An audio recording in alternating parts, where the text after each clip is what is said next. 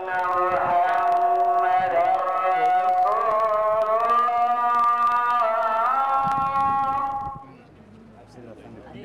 doing this for American television. Right now we're in Hargeisa, which is the capital of Somaliland. After years of war, peace has taken hold. The markets are full, food is readily available, and the streets are free of crime. Somaliland is an African success story. The only problem, for the rest of the world, this place doesn't exist.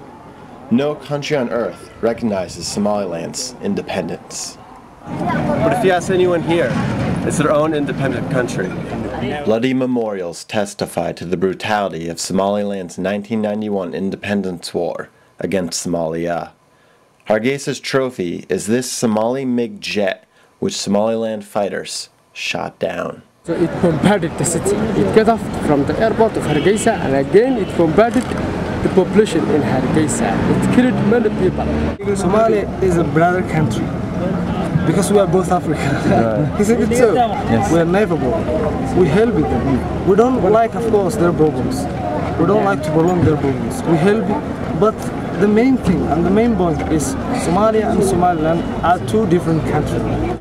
Edna Aden Ismail founded the first maternity hospital in Somaliland. One afternoon on the hospital's rooftop, she explained the benefits that would come to Somaliland if other countries recognized its independence. And it would benefit the hospital because we would be able to find people to come and work with us. And now to try and convince someone, a doctor, to come and work with me, you know, I need to plead and bargain and so on because they don't know about Somaliland. They fear being in Somaliland. They're misinformed about Somaliland. So yes, it would definitely have a very positive impact on Somaliland and its people. A lack of recognition means a lack of outside investment. Today, Somaliland's economy is based largely on a single plant, a drug called cat. This is cat, which is the stimulant of choice in the Horn of Africa. Basically what you do, it grows naturally in eastern Ethiopia. You eat the small, oily leaves. They have the most punch to them. About 20 minutes later, it feels like you had about 4 or 5 cups of coffee. It's basically almost currency in Somaliland. It's so popular. Sadamire believes that there's more to Somaliland than cat. She is the nation's first director of archaeology. She was born in Hargeisa, raised in Sweden, and is now a PhD student in London. She recently returned home to discover what archaeological wonders Somaliland held. This country, archaeologically, is very rich, and it's one of, I would say, the assets that this country has is really archaeology. For a country in the future, if it's recognized, I think lots of economical development will come from tourism, because you have so many various archaeological remains. You have rock art sites with extremely impressive preservation. I'm just really excited about having the whole world come here and discover all that, and explore it and help us preserve and help us research. We love Americans come here and, with their trowels and everything and help us out. We headed out into the countryside to find the rock art at La Scale, but we were told to take precaution. Somaliland is a very safe country, but there has been a recent history of banditry in the countryside, and in 2003 a carload of NGO workers was gunned down by terrorists from Mogadishu.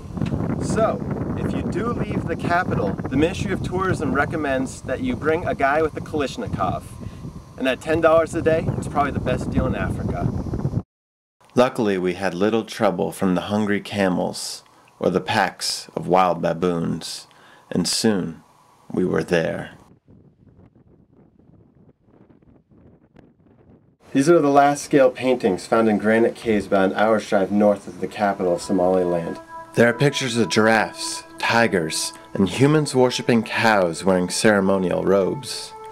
What's amazing is that until French archaeologists discovered La Scale in 2002, It was completely unknown to the outside world.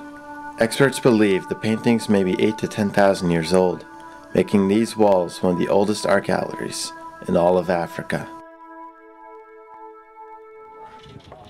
After hours of wandering in the African sun, we called Mercy and drove to the sea. It was time to go snorkeling. The town of Berbera is built on the shores of the Gulf of Aden.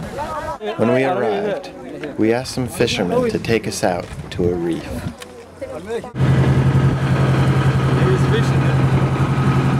It would be a couple hours before we found the reef, so we decided to catch our lunch. This is how they go fishing in the Red Sea off the coast of Somaliland.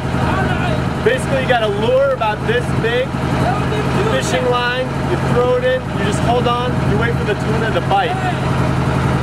When it does, hopefully the guys with the Kalashnikovs come running so you can bring it onto the boat.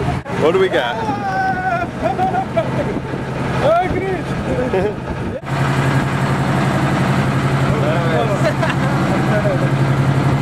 It's a secret amongst divers that some of the Red Sea's best, last unexplored reefs are in these waters.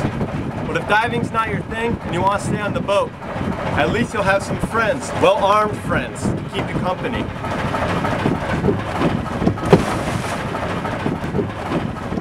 We don't have an underwater camera, so you have to believe us. What we saw can only be described one way. Absolutely beautiful. Our crew motored us back to shore. We spent our hours gazing at the deep blue water. We were sunburned, layered in salt, and happy. That evening we headed back to Hargeisa. I thought of the Somaliland people we had met, how passionate they were for their home, how they cared for each other's scars, and how they searched their past for a brighter future. And I wondered, what more must a people do to be recognized?